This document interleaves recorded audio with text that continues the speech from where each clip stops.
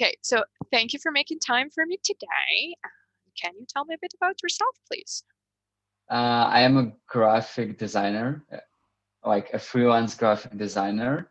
Um, I'm usually working on visual identity and branding, like visual branding. Um, I've been doing it already for more than 5 years, and uh, right now I'm looking for non-freelance job. Can you tell me more why you want to switch from freelance to non-freelance?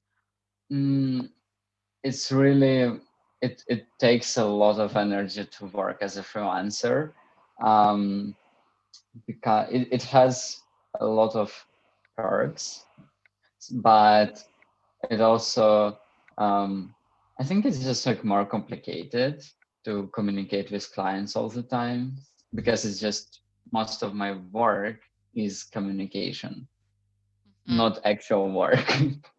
Okay, okay. And you'd like to be hands-on, more design and UX stuff. Did I get it right? Yeah, I just like to do more work and less searching for clients. Okay, okay, I got it. Can you tell me about your last two projects, for example? What they were, what did you do? Hmm. My last project, I've been developing visual identity for a project that teaches English for IT developers. And um, these projects, they had visual identity already, so it was more about refreshing and updating uh, what they had, because it was very outdated basically, because they were growing and developing, but the identity was as they started in the beginning. Mhm. So it's involved a lot of research in clients, like what are people like into customers of my client. Mhm. uh, uh, yeah. Okay, and what was the result? What did you do? What was the result? So I developed a new logo and a new like visual language for them, new fonts, new colors, um, but it still had connection to the old visual identity. So their customers could still recognize them. There were a lot of in common. Um, and for new customers, it looked more modern and more refreshed and something more up to date.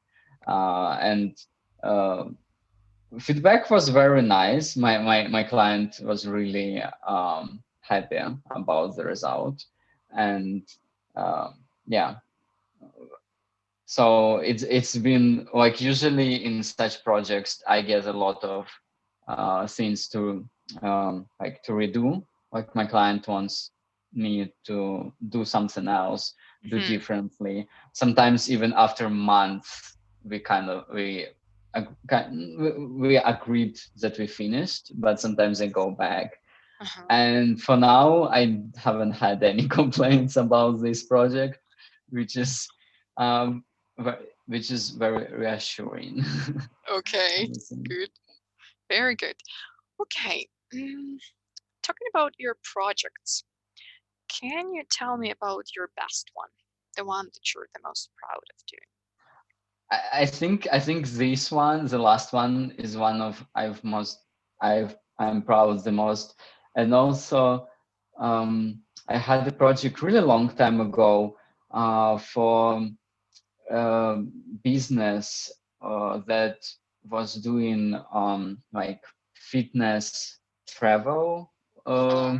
agency, something like this. Like they were traveling in different countries and also doing like this fitness marathons and stuff like Uh-huh. this. Good. And I also developed like identity for them, and it was really nice to see this identity to be on t-shirts and even on a flag, and like there were a lot of physical, not only digital, um, like Items. items. Yeah. Thank you. Hmm. So that was very cool because like I have some of them, and I see them, like I see their customers wearing those items, which is kind of cool to see Yeah, your design like living in real world. that's a great feeling. I Yeah. think so. Okay, okay, good. And now, vice versa, what was your biggest professional disappointment? um um I think I need time to think about it. uh, mm, I think there are many of them, like little ones mostly. But in general, just after all, it's just like losing projects Mm-hmm. because of like something I have nothing to do with, like projects that I really liked, but the client really like needed it to be done like in a day or Uh-huh. something, and you and like when I try to explain that it's impossible, they kind of like, we're just gonna find another person who Okay. will do that. And usually, then if I'm gonna go back and see what that client got, it probably got something very, very bad because it was done in one day or like in Okay. even like 2 days or something. Okay. So yeah, mostly it's just like a lot of losing projects because I think there are not a lot of like there are a lot of wrong expectations about my job. Mm-hmm. Mm-hmm. Okay, got it. So the biggest disappointment was more not in what you were doing, but in trying to sell or negotiate with the clients. Did I get it right? Yes, yes, Okay. yes. Okay. Good. Now, professionally speaking about design, tell me about your most difficult task that you had and how did you cope with that? Hmm. Yeah, I had a project where I had to do a lot of like routine tasks. It wasn't really creative. I just had to create like thumbnails for YouTube videos, and I just had to create a lot of them. Like it was like a big production, and I had to just sit and create and create and create. And that was hard, but what helped me was uh, to just organize it, like to really organize it as on a factory. Like in, I had a travel board where I had checklists, and I had to move like them from one list to another while I'm doing them, so I won't forget anything because it was very routine. But also, yeah, it just helped me to not really feel overwhelmed because of this, like the scope of work was very big. Mm-hmm. Mm-hmm. So the most challenges was the scope of work and a lot of to Yeah, manage all that. Did I get yeah. it right? No, I mean managing helped. If I didn't try to even like cut it into little pieces to create a checklist to things, then I don't think I would be able to do it as fast, and also as like it just was easier. Okay. Okay, I got it. And for managing your time and your tasks, you use Trello. Did I get it right? To some for some tasks, like sometimes when it's really some tasks, when you should go back to them, or they should have checklist, stuff like this. Trello helps a lot because it's like really like a conveyor, like on a factory. So Outline. yeah. And but for other tasks, I usually just use like Google Calendar. And Uh-huh. yeah. Probably two most popular tools, Trello Yes. and Google Calendar. Okay. Okay. Do you mind working overtime? uh I don't, but um It's just how much of overtime Uh-huh. depends. If it's sometimes, and you know, then and not too much, yes, I don't mind. But if it's like all the time, like every week I'm gonna work overtime, like even, you know, um then I don't, yeah, I do mind. I do Okay. really, I do like to have my time. Mm-hmm. Mm-hmm. I get it. Um, can I ask you then why at the first hand you chose freelance? Mhm. um if comparing to work overtime. No, um no, if comparing to work at office. okay. Um, it just was easier at the time because actually I started working at freelance like I started to be freelancer when I was like 17 years old, Hmm. and um, then it was, easier to not have a job in the office. It was because my work was um, like part-time work, like Mm-hmm. part-time job. Yes. So that was, yeah, um, way easier back then. And I just had clients and I kept working like this. And now when I'm like 25 almost, I think I would, like, I've never worked in the office, so maybe I should uh, try to do such jobs. What are your expectations from the working hours? Actually, I think it's not much different, except it's actually like you have a place to go to work that is dedicated to work, which is very helpful because as a freelancer, uh, like I think all the freelancers try to create such place by themselves, and al- also communication might be easier when you see people face to face instead of like all this chatting, texting, and video calls. Even though right now we know that during pandemic, like it's not like we all work from home. Everyone is facing the same issues. So I have more experience in it. So it's gonna be easier for me too. Like if I will have to work from home again. But also, I think, yeah, working from office is just more efficient. Okay, got it. One more. Describe me your experience working in a team. Are you more a team player or are you like more individual contributor? Um, I like to work in a team, but when the leader like is clear and it's the person who um, assigns the tasks to everyone, so everyone knows what they're doing. So that's really helpful. And so, like, I like accountability for my tasks.